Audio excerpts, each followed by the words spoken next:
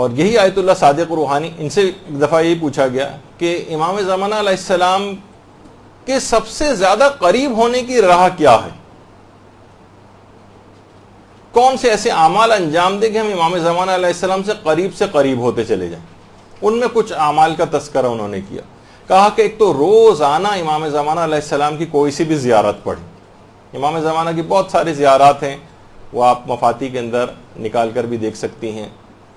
آپ نکالیں کسی بھی طرح سے کوئی سی بھی زیارت، بہت ساری زیارات ہیں. روز امام زمانہ علیہ السلام کی کوئی نہ کوئی زیارت، چاہے وہ مختصر ترین زیارت ہی کیوں نہ ہو. السلام علیکہ یا صاحب العصر والزمان اتنا بھی کہہ دیں تو یہ بھی مختصر ترین زیارت ہو جائے گی. ایک تو یہ روزانہ پڑھیں، اس سے آپ امام زمانہ علیہ السلام کے قریب سے قریب تر ہوتی چلی جائیں گی. اور دوسرا یہ کہ قنوت میں دعائے فرج پڑھیں. اچھا، دعائے فرج کے نام سے دو دعائیں ہیں عام طور پر نظر آتی ہیں. ایک تو الہی عظم البلاء والی دعا ہے، اس کو بھی کچھ لوگ کہتے ہیں، اور ایک جو دعائے سلامتی ہے امام زمانہ علیہ السلام ہے، اللہم کن لولیک الحجت والی. تو کوئی سی بھی ان میں سے دعا جو امام زمانہ علیہ السلام کے لیے دعا شمار ہو، یا تو یہ والی دعا جو کہ سب کو یاد ہی ہے، اس کو قنوت کے اندر روزانہ پڑھنا. جو روزانہ قنوت میں اس کو کم سے کم روزانہ کیا تو کوشش کریں ہر نماز کے قنوت میں یہ پہلے پڑھ لیں، اس کے بعد کوئی سی بھی اور قنوت کی دعا پڑھیں. یہ بہت زیادہ اس کی آج کل کے زمانے میں کافی تاکید ہے. ورنہ مختصر ترین جو اللہم کن لولیک اللہم عجل لولیک الفرج، یہ والی جو مختصر ترین ہے یہ بھی پڑھ سکتے ہیں. تو بہرحال کسی بھی طریقے سے نمازوں کے قنوت میں. اور آیت اللہ علی آقا قاضی تو ایک جملہ اور فرماتے تھے کہ امام زمانہ علیہ السلام سے اگر کوئی ارتباط اپنا برقرار کرنا چاہتا ہے تو وہ نماز شب میں جو نماز وتر ہوتی ہے اس کے قنوت میں دعائے فرج پڑھے، بلکہ ہر روزانہ پڑھے، بلکہ اپنی ہر دعا میں دعائے فرج کو شامل کر لیں. یعنی آپ کو عمومی دعائیں بھی اپنی کرنی ہو، مثلا کوئی سی بھی گھریلو ٹائپ کی کوئی دعا، اور شادی کی دعا، اور اولاد کی دعا، اور بیماری سے دور ہونے کی دعا، کوئی سی بھی دعا کریں اس سے پہلے دعائے فرج ڈال دیں. اس میں اس دعائے فرج کی برکت سے امام زمانہ علیہ السلام کے لیے دعا کر رہے ہیں، وہ تو پروردگار کو قبول کرنی، اس میں تو تمام موانعات مفقود ہو جاتے ہیں. علماء کہتے ہیں جس وقت امام زمانہ کے لیے آپ دعا کرتی ہیں نا تو تمام رکاوٹیں جو دعا کی قبولیت میں بنتی ہیں، مانع ہوتی ہیں، وہ ساری کی ساری رکاوٹیں دور ہو جاتی ہیں امام کے لیے دعا کرنے کے نتیجے.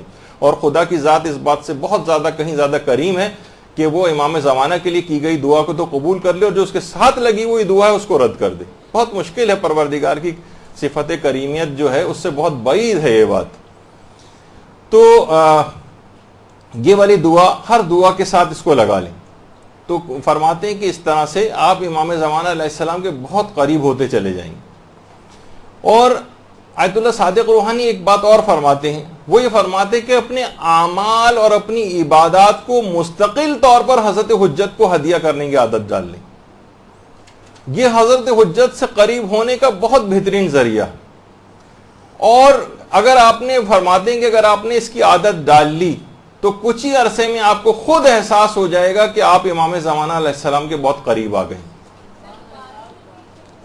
اپنے اعمال کو، جو بھی آپ اعمال انجام دیتی ہیں نیک اعمال، مثلا آپ نے نماز پڑھی، امام زمانہ کو ہدیہ کر دیا اس کا ثواب. آپ نے روزہ رکھا، چاہے واجب روزہ رکھا چاہے مستحب روزہ رکھا، امام زمانہ علیہ السلام کو ہدیہ کر دیا. اور نیت یہ رکھیں کہ مثلا یہ جو میں ہدیہ کر رہے ہوں گے امام زمانہ علیہ السلام، یا اس میں 4 معصومین کو بھی آپ ایڈ کر لیں، شہداء کربلا کو بھی ایڈ کر لیں، اور کہیں کہ نیت دل میں یہ ہو کہ میں ان کو ثواب ہدیہ کر رہی ہوں، اور ان کو ہدیہ کرنے کا بھی جو ثواب ہے، یعنی یہ جو ثواب ہدیہ ان کو کیا، اس میں ان کی بارگاہ سے جو ثواب اور فائدے مجھے ملیں گے وہ میں اس کو تمام کائنات کے شیعوں کے اوپر، اپنے مرحوم رشتہ داروں پر، سب کے اوپر میں اس کو تقسیم کرتی ہوں.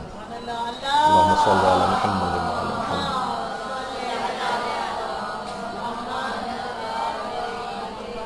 اور آیت اللہ صادق روحانی فرماتے ہیں کہ اس طرح کے تمام اعمال ان کو ہدیہ کرتے چلے جائیں، اور جو بھی آپ اعمال کریں، زیارات پڑھیں، زیارات کے لیے جائیں، کوئی بھی نیک کام آپ نے کیا، کوئی صدقہ دیا، سب کا ثواب امام زمانہ اور 4 معصومین کو ہدیہ کرتے چلے جائیں. اور خاص طور پر تلاوت قرآن کا ثواب حضرت حجت کو ضرور ہدیہ کریں.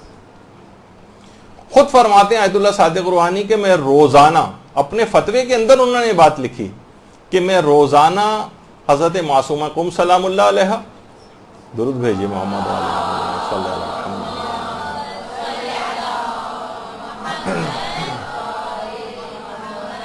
اور امام رضا علیہ الصلوۃ والسلام اللہم صلی علی محمد وعلی محمد.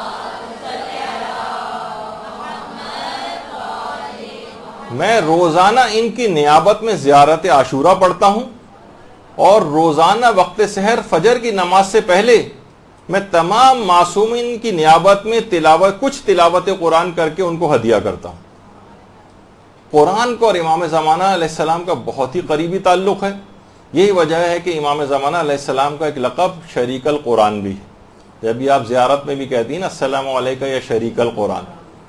اور دیکھیے قرآن بھی کتاب ہدایت ہے, امام زمانہ خود عین ہدایت ہیں. قرآن ہر چیز کو آشکار کرنے والا ہے اور امام زمانہ علیہ السلام بھی جب آئیں گے تو ہر چیز کو آشکار کر دیں گے. بہت ساری مماثلت امام زمانہ علیہ السلام اور قرآن مجید میں. تو تلاوت قرآن امام زمانہ علیہ السلام کو ہدیہ کریں. اور دیکھیے آپ خود سوچیں کہ ہم جب کسی کو ہدیہ کرتے ہیں نا تو خود مثلا آپ اپنے کسی مرحوم رشتہ دار کو ہدیہ کریں تو خود اس ہدیہ کرنے کے بعد بہت سے لوگ یہ سمجھتے ہیں کہ شاید ہمارا ثواب ختم ہو جاتا ہے ہدیہ کرنے سے اور اس کے پاس چلا جاتا ہے. آپ کا ثواب دگنا ہو جاتا ہے, بلکہ 10 گنا ہو جاتا ہے, بلکہ نہ جانے کتنے گنا ہو جاتا ہے دوسروں کو ہدیہ کرنے سے. تو علماء فرماتے ہیں سوچیے کہ جب آپ عام شخص کو جب ہدیہ کر رہے ہیں ثواب اس کے اجر و ثواب کی کوئی انتہا نہیں, تو امام زمانہ علیہ السلام کو اگر ہدیہ کریں اس کی تو کوئی تصور میں نہیں لا سکتا کہ کتنا اس کو جو ہے اس کا ثواب ملے گا. اور باقاعدہ مکیال المکارم میں بھی آیت اللہ تقی اصفہانی نے اس واقعے کو لکھا ہے اور رسول کافی سے اس کو نقل کیا ہے کہ ایک شخص آیا امام کے پاس, امام موسیٰ کاظم علیہ الصلوۃ والسلام کی خدمت.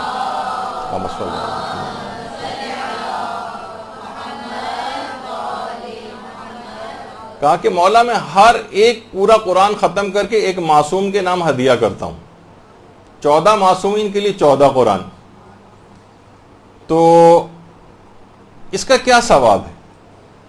امام نے فرمایا تم قیامت میں ان ہستیوں کے ساتھ رہو گے. کہنے لگا مولا حیران لگے اتنا زیادہ ثواب. اگر تصور میں لے کر آئیں کہ افضل ترین ہستیوں کے ساتھ کسی کو جنت میں رہائش نصیب ہو جائے, ہر وقت وہ ان کے پڑوس میں رہیں. کہا کہ مولا اتنا زیادہ ثواب. امام موسیٰ کاظم علیہ السلام نے روایت میں 3 مرتبہ فرمایا ہاں ہاں ہاں ان کے ساتھ تم جو ہے جنت میں رہو گے. تو جب یہ علماء فرماتے ہیں کہ روزانہ کی بنیاد پر تلاوت قرآن کچھ نہ کچھ جو بھی آپ سے ہو سکے, شعبان میں تو ویسے بھی بہت زیادہ تلاوت قرآن کی تاکید ہے, دستور العمل وغیرہ کے اندر علماء نے بتایا. بہت سے علماء تو ایک پارہ روزانہ کم سے کم صرف شعبان کے مہینے میں ہی ریکمینڈ کرتے ہیں کہ پڑھنا چاہیے, اور رمضان میں تو لوگ ماشاءاللہ سے ویسا قرآن ختم کرتے ہی ہیں. تو اس طرح سے امام زمانہ علیہ السلام کی خدمت. تو یہ بھی آیت اللہ صادق روحانی سے انہوں نے بلکہ اس بات کو ذکر کیا کہ دیکھیے اگرچہ دیدار امام زمانہ علیہ السلام ان کے چہرے کی زیارت بالا ترین افتخار ہے, اس میں کوئی شبہ نہیں, لیکن فرماتے اس سے آگے کی بھی کچھ منزلوں کی طرف مومنین کو جانا چاہیے. مثلا امام کی رضایت حاصل کرنے کی کوشش کرنا, مثلا امام علیہ السلام کی دعائیں لینے کی کوشش کرنا, ایسے اعمال انجام دے کہ امام آپ کو دعا دیں. امام زمانہ علیہ السلام کے الطاف اور عنایات کو حاصل کرنے کی کوشش کرنا, اس کی فکر کرنی چاہیے. اور فرماتے ہیں اس کے لیے لازمی شرط ہے کہ انسان اپنے نفس کو پاکیزہ بنائے, اخلاق حسنہ سے اپنے آپ کو آراستہ کرے. اس کے بغیر اس راہ کو حاصل کرنا بہت مشکل ہے. برحمتك يا أرحم الراحمين وصلى الله على محمد وآله الطاهرين.